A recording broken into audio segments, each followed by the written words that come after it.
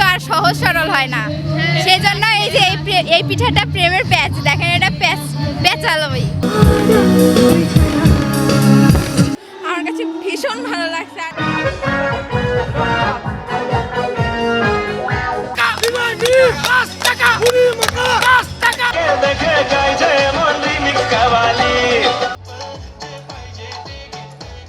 নাচ, গান আর গ্রাম বাংলার ঐতিহ্যবাহী খাবারের সমন্বয়ে দিনব্যাপী করতোয়া মাল্টিমিডিয়া স্কুল অ্যান্ড কলেজে পালিত হল বর্ণিল পিঠা উৎসব।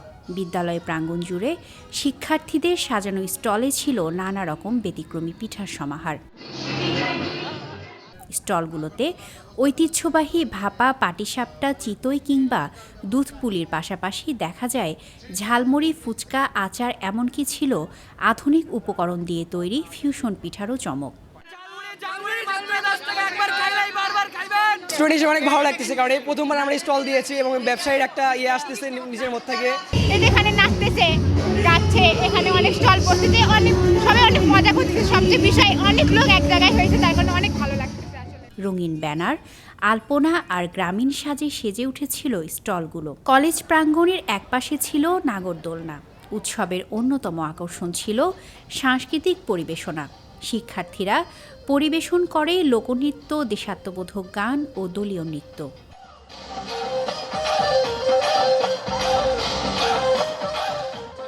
পুরো ক্যাম্পাস জুড়ে ছিল বাদ্যযন্ত্রের তালে তালে উচ্ছ্বাস আর দর্শকদের করতালি।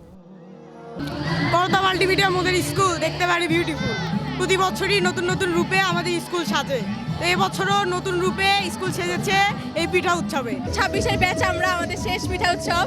তো আমি চাই যে স্কুলের পিঠা উৎসবটা আরো বেশি বড় হোক, আর সবাই অনেক মজা করছি, নাচ গান অনেক কিছু, খাওয়া দাওয়া করছি, নতুন পিঠা অনেক কিছু জানলাম, শিখলাম, অনেক পিঠা দেখলাম, অনেক ভালো লাগছে। আমার কাছে ভীষণ ভালো লাগছে। আর এখানে অনুষ্ঠানগুলোর কারণে মানুষ যতটা এনজয় করে এটা আসলে অন্য কোথাও হয় না।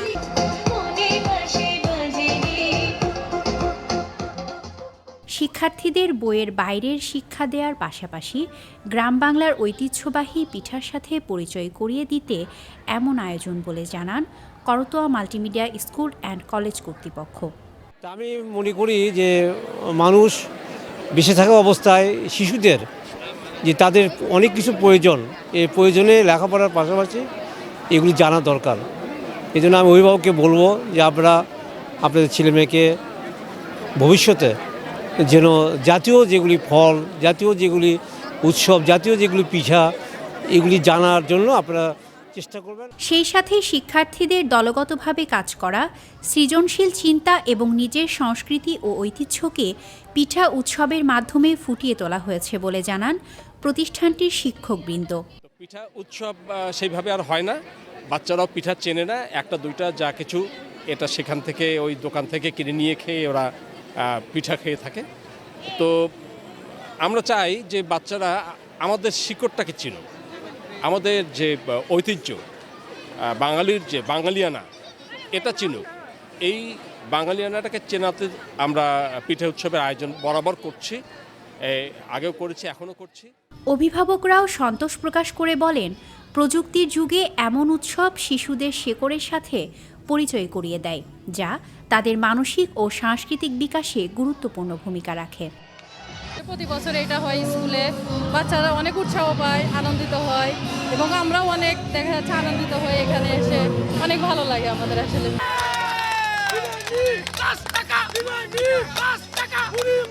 আমরা তো প্রতিদিন স্কুলে একই পোশাকে আসি, কিন্তু আজকের দিনে এক একজন এক এক ধরনের পোশাকে আসে। এটি আমাদের জন্য খুবই আনন্দ ঘন মুহূর্ত।